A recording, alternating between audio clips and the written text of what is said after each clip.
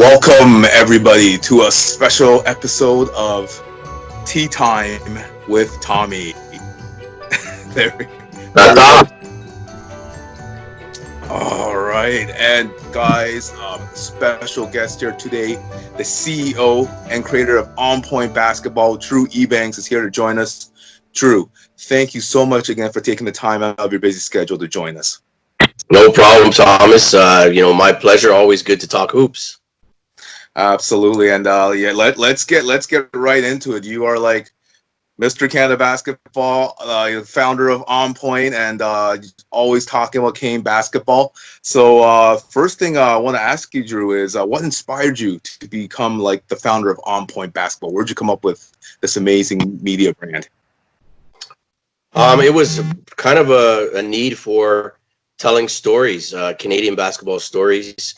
There was a lot of success stories happening in Canadian basketball, and as you know, being Canadian, most of the time you're getting hockey news. So my goal was to set out to tell stories with documentary style, kind of mini doc length videos, anywhere from say 3 minutes to 12, 15 minutes of our up and coming stars. The Andrew Wiggins, the Anthony Bennett's, the Tyler Ennis's, Negus Webster Chan, all these players coming up needed an outlet to show the people what they were accomplishing. Absolutely, and the important part I really love about On Point Basketball, DREW, is that yes, you get the Andrew Wiggins, you get the Natalie Anchanwas, the Tristan Thompson, the Corey Josephs, but you also get like the future interviews with Addison Peterson, Taryn Todd, Joe Brown, Javon Scott. You got so many great other interviews in Ryerson University. Where this it's that variety, is that something that you thought of creating right off the top, or that just take time? Or well, there's so many players that are doing amazing things. There's so much talent.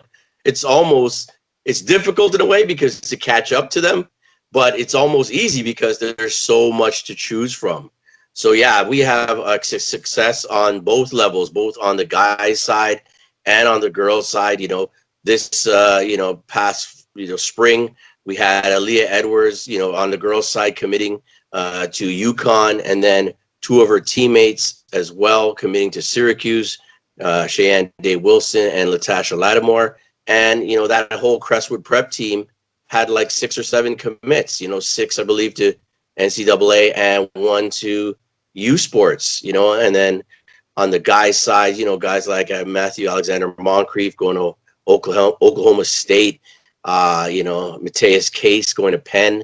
I mean, a lot of our kids too, are going to high level schools and very academic schools, like Penn, like Princeton, Jalen Llewellyn, and it's just incredible. Harvard, we usually have about 3 or 4 players at Harvard. So the great thing about that is even if their basketball career, doesn't pan out, maybe, they play pro, maybe only for a short time, or a lot of them obviously want to make the NBA. Even if they don't get that far, the fact that they are going to these, Ivy League and high level and high academic schools bodes really well for the future. Absolutely, and I'd just like to just say that, man, I just watching the episodes you've done, it's inspired me to hopefully someday make a brand of my own in the future. You're just doing an amazing job with On Point. Great job with that. I mean, I always tell people too, Thomas, is everybody's a brand, so it doesn't matter, especially players. They don't really consider themselves as brands, but they are brands. So the thing I could tell you is, if you end up doing that and, picking your brand, your logo and whatever, the thing that'll help you get through is just being consistent. So, that's what's going to build your brand. When people know what to expect from you and they know you're going to be consistently delivering it, that right there is a success. I mean, we grew On Point from 0 followers on Twitter, and I think we have either 11 or 12,000. Instagram, again, 0 followers. All organic, never paid for a follower. We're just under 30,000 there. So all told, Our social media is about 50,000 with, between Facebook, Twitter, Instagram, plus on our YouTube channel, On Point Basketball YouTube, we have 8,000 subscribers. So we're looking forward to making more content. We want to really drive that over 10,000 and really start to put out some incredible content going forward. So yeah, branding is everything. Being consistent and putting out, quality content. I think that can serve you a long way as you build your brand. Absolutely, keep up the great work. Yes, moving on. Another topic: Team Canada basketball. So, fortunately, Drew, you love the Canadian basketball. So, unfortunately, the Tokyo Olympics couldn't happen due to the COVID-19 pandemic. But the women's team made it. The men's team still has a chance. What do you believe are the chances once 2021 Tokyo Olympics happens for Team Canada men's and women's basketball? Well, the women obviously are, one of the top teams in the world. Top 10, I forgot where they're ranked, but could be top 5 as well. They have just been consistent as far as the senior women's national team. They have carried the torch, over the last couple Olympics for Canada. So they continue to do that. And again, as I mentioned, the talent on the women's side, wait till these young ladies that are going into college now get in to play for Canada. We have a powerhouse waiting. Some of the girls are 6'4", 6'5", 6'6". So we've got height, we've got incredible point guards, we've got great vision and teamwork, and they're all getting good coaching. As far as the men, I was really looking forward to getting over to Victoria this summer. It was going to be next month, I believe, the qualifying tournament, and I had it booked already, was prepared to go down there. I've never been to BC, so I wanted to go check that out. So unfortunately, that's going to be postponed till next year this time. And I mean, Canada simply has to win that qualifying tournament. There's no ifs, ands, or buts about it.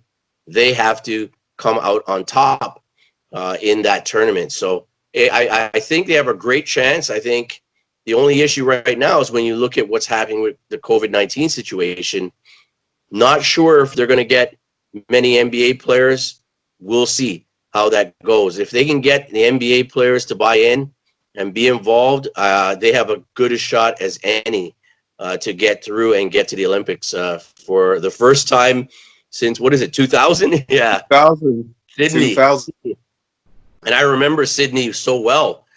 Steve Nash and my good friend from high school, Roland Barrett, were on those teams. And, they had a chance to beat France. And unfortunately, they fell a little short, and that would have put them in the semis. So that unfortunately didn't happen. But, the legacy of Steve Nash, Roland Barrett, and all the other guys that played for Canada, some of them are involved, in basketball right now, like a Michael Meeks. He's in charge of the youth segment and being able to discover the youth and kind of support the kids from when they're young, get them in the Canada basketball program. So the legacy of, everything. Sherman Hamilton, of course, the broadcaster with the Raptors. There's so many people that are involved. Dwight Walton played for the national team. He's a guy out in Montreal, one of my good friends. He's doing big things on TV and radio out there, plus, running their summer pro league in Montreal. So the legacy of playing for Canada, and I always tell kids, you want to play for your country, put that Canada up on your chest, and it gives you a sense of pride that you would never have imagined you'd feel. So I remember Canada coming off, that world championship win in 2017. The U19s, first time Canada took a world championship at any FIBA event like that. So it was I'm still, just remembering them beating the United States in the semis and then going on to win in the finals. So that right there is a legacy. RJ Barrett, the star of that team, and so many other players on there that are playing right now in college, some in the NBA. So the talent just keeps coming, and it's incredible to see. Oh, great points there, Drew. I really hope, because women's, they're always there. You got the Kia nurses and Natalia Chalmers, of course. The men seem to be from time to time, like, are they committed? Are they not committed? We've had situations. It's not his fault, though, but Andrew Wiggins, people were questioning if his commitment to Canadian basketball, Tristan Thompson, the same way. This is most likely the golden generation of Canadian basketball. Do you think that the Wigginses and the Thompsons will be coming in for Canada to qualify for 2021? We are loaded with talent, but do you think the Wiggins or Thompson or Joseph will come in? Well, I mean, out of all three of them, I would put my bets on Corey Yeah. to be there because he's always there no matter what. My You know, apologies. He is there. pardon me? My Pardon me? apologies. You're right. Corey Joseph is always there. My Yeah, he's apologies. definitely usually there. And I mean, shout out to Corey. I mean, if it wasn't for Corey, we may not have On Point. He was our first interview subject. Our first feature was Corey Joe Flo, and it was on him. He's the one who kind of said to me, Drew, you know, I've been covering him in high school and AAU ball, and he was like, hey, if you need anything, let me know. He gave me his number. You know, we were covering a Canada basketball event at the Royal York Hotel downtown, and we were doing video for them, and he's the one who kind of came, and we actually shot the episode at his middle school in the hot sun, and it was about 45 degrees that day. And not once did Corey ever say, you know, we were there probably for about 3-4 hours. Not once did he say, you know, like, can we go? Like, is this done? You know, I got to get out of here. Not once did he say that. So he's one of the most stand-up guys you'll ever meet. Loves his country, loves the city of Toronto, of Scarborough, Pickering, the whole nine. So as far as Corey coming in, he'll be there if he can for sure. Tristan is a little bit, you know, we'll see. I think if his contract situation is good, he'll play. You know, this year they were saying he may not. If they had the qualifying this year, he may not have played because the contract situation. As far as Wiggins goes, you'd hope he'd want to play. You know, he's kind of you know, been, you know, maligned. He's been criticized for not bringing it, not stepping up to be the player that everybody thought and was wishing he would be. And so hopefully with the rejuvenation of him going over to Golden State, and hopefully they get to play and he gets to find a rhythm there, you know, we hope a guy like Wiggins is going to come back in the picture because, you know, when you add a Wiggins to it, you know, you have that unnatural athleticism that you can't teach once in a generation. So it would be great to see Andrew Wiggins suit up for Canada again. Absolutely. And once again, it's no one's fault whether they join or not. There's situations, like you said, with contracts, with teams, and with their fellow NBA teams. So, but here's hoping that, yes, Andrew Wiggins and Tristan Thompson will join Team Canada Basketball for the Olympics. Speaking of Team Canada Basketball, the future of Team Canada Basketball looks great there. As you most know, you also know him as very well, Drew, Ro Russell and his grassroots Canadian basketball program. It is doing a great job just developing young talent. There is a phenom that I've heard of, a 15-year-old named Elijah Fisher. Wow. Right. What do you think of this gentleman? I know him well. I mean, I just saw flash on my phone. I reposted on Instagram. He got an offer from USC today. So I just saw that he just reposted it. So that's cool. Whenever the young guys, you know, respect what we do and, you know, they repost stuff that we post of them, you know, that's a testament to what we do. He's incredible. You know, one of the best young players that I've ever seen. He's growing. Apparently with the COVID lockdown, he's getting a lot of sleep. You know, I heard that from Coach Rowe. He's getting a lot of sleep. He's working out and training, but he's getting a lot of sleep. And you know what happens when you sleep, especially when your bones are young and they're growing. I've told a lot of young kids this too. When you sleep, you grow. So I expect him to possibly reach up to the 6'8", 6'9" territory. And with guard skills, he's going to be absolutely lethal. You know, touted as, if not the best, you know, 14 or now 15-year-old in the world, he's right there. You know, either one or two, you know, three, whatever it is, he's going to be right there. But you know, Elijah, he has, you know, he wants to be that number one, and he feels he's number one, and I feel he's number one as well. He's just got so much, a great combination of size, athleticism, toughness. He's he doesn't take no crap from anybody on the court, you know, and he'll trash talk with the best of them. But, you know, he's got a great mentor in Coach Ro Russell. His father, Rowan, and mother are fantastic. You know, they really support him, and the sky's the limit for him. It's going to be, you know, the hype for, obviously, for guys like Andrew Wiggins and then RJ Barrett was unbelievable. But I think the hype for Elijah Fisher is going to even outpace those two. So the next couple of years is going to be interesting. Also, remember, the NBA could go to taking players again right out of high school. If that's the case, he may go straight to the NBA. Absolutely. Or Duke. He might just go to Duke for 1 year. Never know. Never know. He might follow in RJ's footsteps and hit up Duke and Coach K. Either or, Elijah Fisher's definitely going. He looks like he's going to be the next big thing. Moving on, Drew, we're talking about this current situation of the NBA now, in regards to COVID-19. The NBA rumors are they're going to have it at Walt Disney World, late July or early August. Do you think that the NBA is going to restart again this year, or do you think they should just cancel the season, start in December? Wow. Yeah, I think they want to. I think there's a lot of money at stake, and unfortunately, when you got a couple billion at stake, you know, the broadcasters, they're not going to be able to recoup that investment.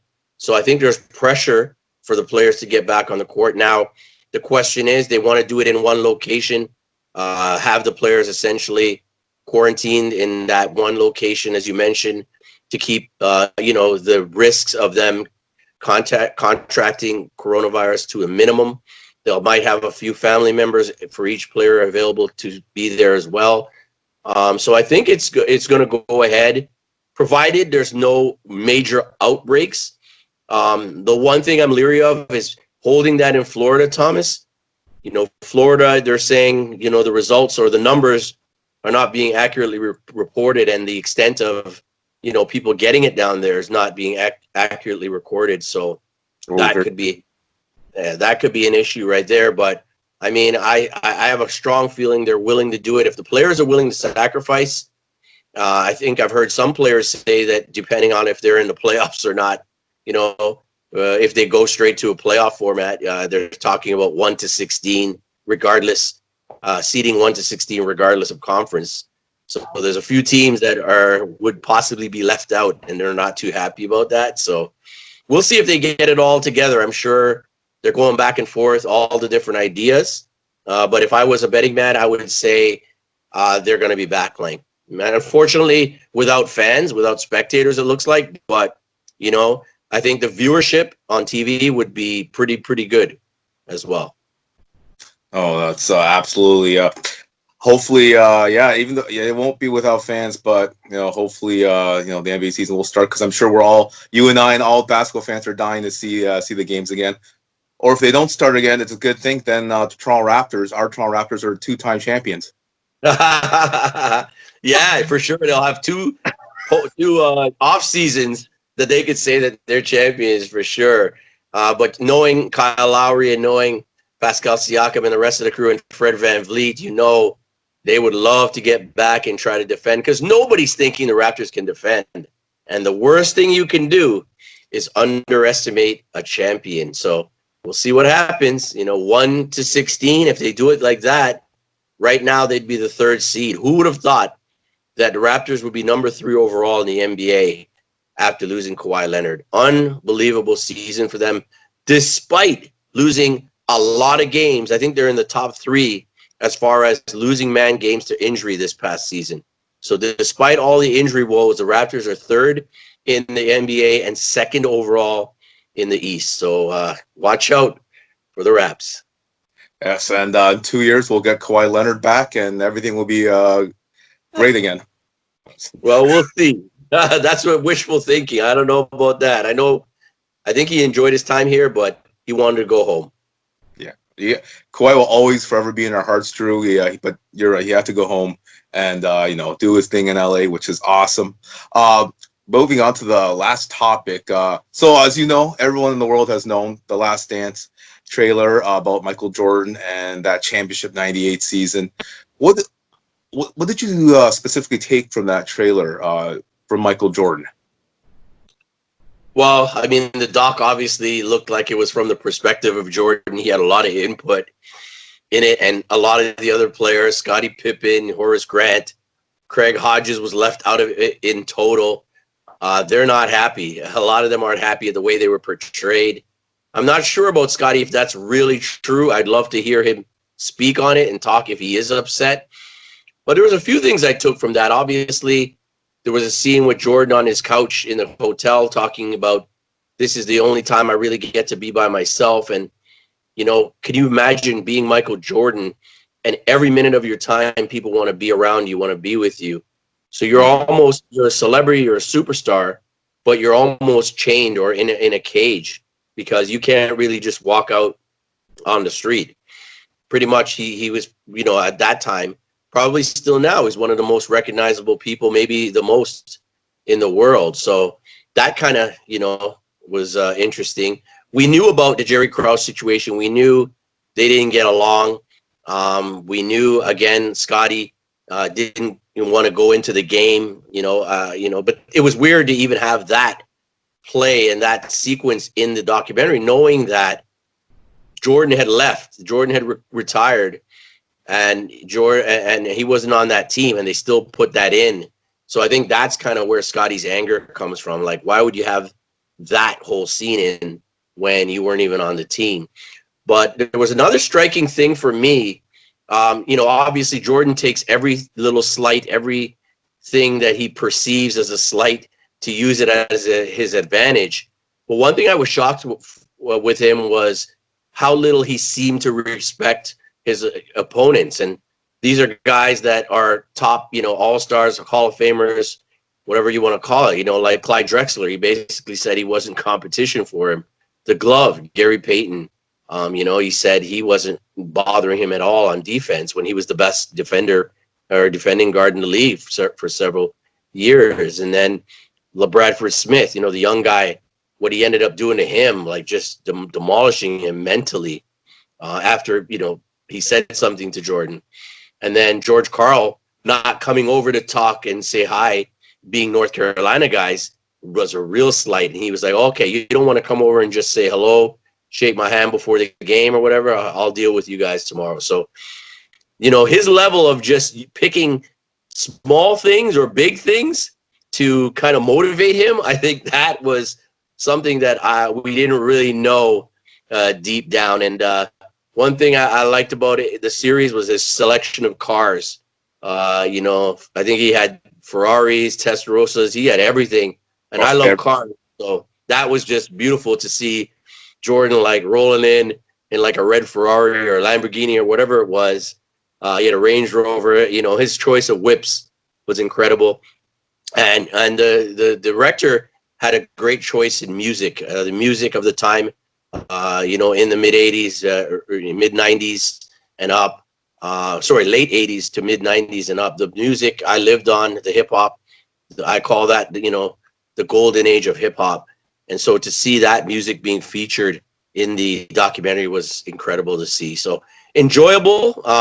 The fallout is still happening. We'll see, which people remain friends. Obviously, Jordan and Barkley are not speaking because Barkley criticized Jordan when he was with, his management of Charlotte. So that relationship is gone. Let's wait and see now if this one with Scottie Pippen is going to be gone. And shout out Dennis Rodman. I mean, the things he was doing, you couldn't get away with it now. I mean, leaving the team to go to Vegas, spending a few days there. Imagine that now with all the social media and all the mobile phones and cameras and video cameras around. I mean, I don't think that could ever happen. So just a contrast to the game, and the game was really tough. It was a hard scrabble game.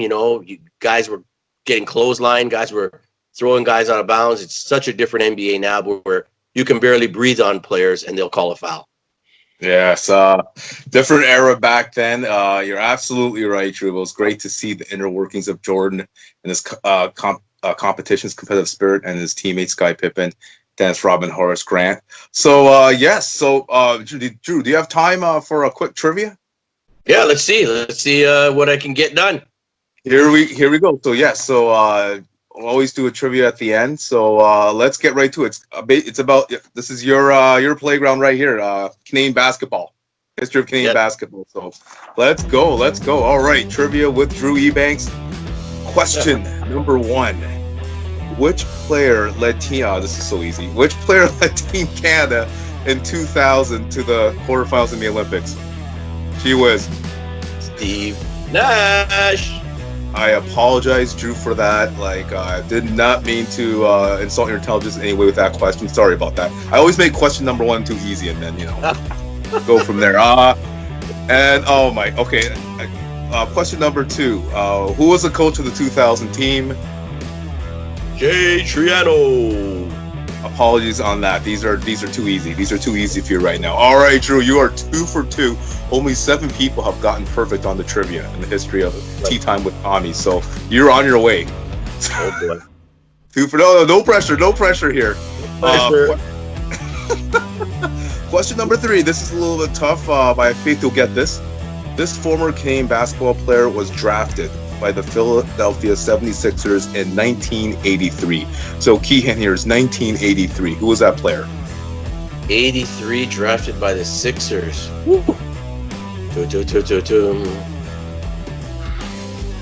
83. And he played for Team Canada. Oh yes, he hint was he was really good for Team Canada.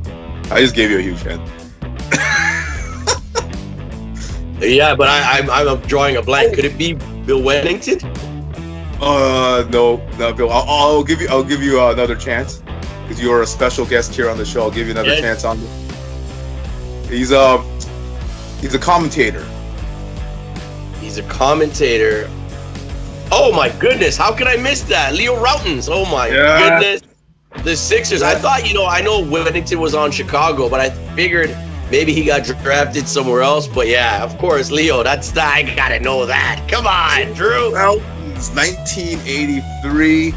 Philadelphia 76ers, and then he went to the Hawks, and then he was replaced by a guy named Dominique Wilkins. Oh my goodness! Oh, that's a tough guy to live up to. But Leo has a great short career in the NBA, but a great broadcasting career for sure.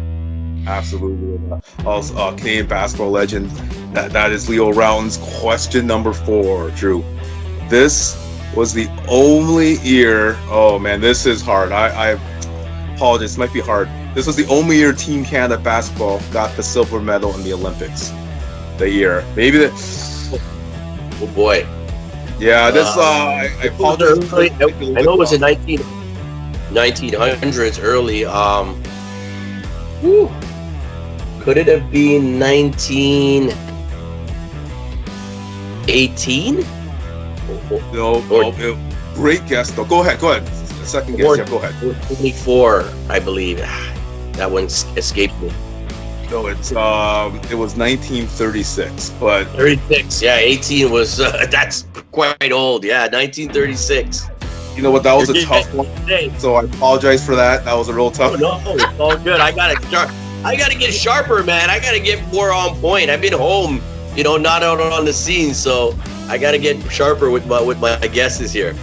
Hey, don't worry, Drew. You're always on point in regards to Canadian basketball. No worries on that. Yes, sir. Okay, you should probably get this. They call him Maple Jordan as his nickname. Question number 5. Andrew Wiggins. Yes. Boom. Back in the winning column. Yes. Yeah. 4 for 5. And you know what? Let me ask you a bonus question here. Last one, just for fun here. Name me 5 players on the current Team Canada roster. If they're going to go to the Olympics. If they're going to go to the Olympics, who would be there? RJ Barrett. Yep. I think Shai Gilgeous-Alexander will be there. Is this what I think will be there, or based on the last time that they played? It's just based on the last time they played. Like if they were on the last time's team. Oh, on the last time. Okay. Yeah. So RJ. Shai. Yeah, I said Shai. Corey Joseph. Yep. The last time, Tristan, was he there? Tristan, Yep. Tristan's there. and Dwight Powell.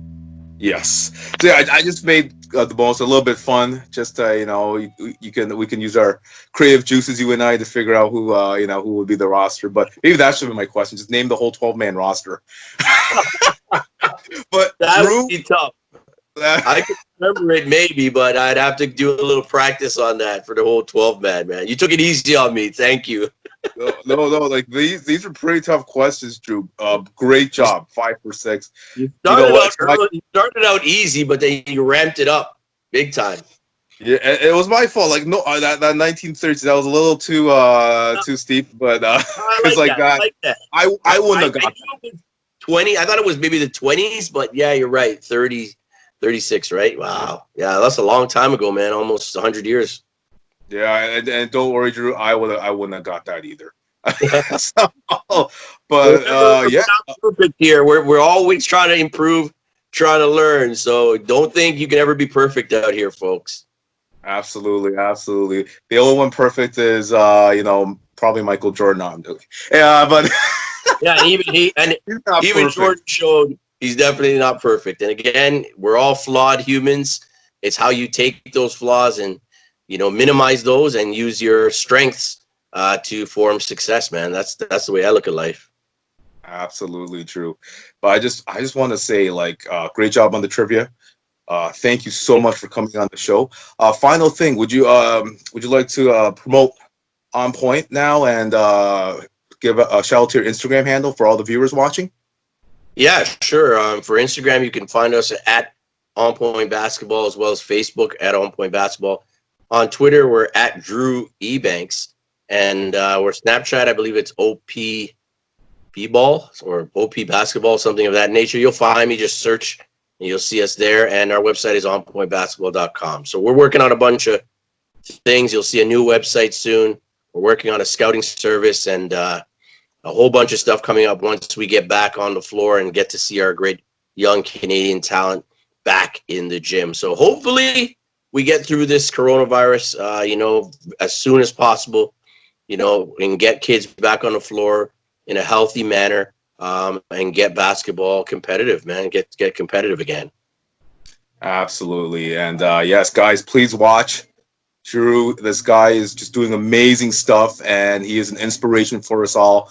He's inspiring me to drive myself and pull every blood and sweat out of myself, as well as seeing the great job you're doing, Drew. So thank you for that. And yes, thank you, Drew, for taking the time of your busy schedule to come on the show. Please don't go anywhere. And thank you, everyone, for joining us. Thanks, Tom. Appreciate it. Ta-ta. Thank you. Of Tea Time with Tommy. All right, take care, everyone. Take care, guys.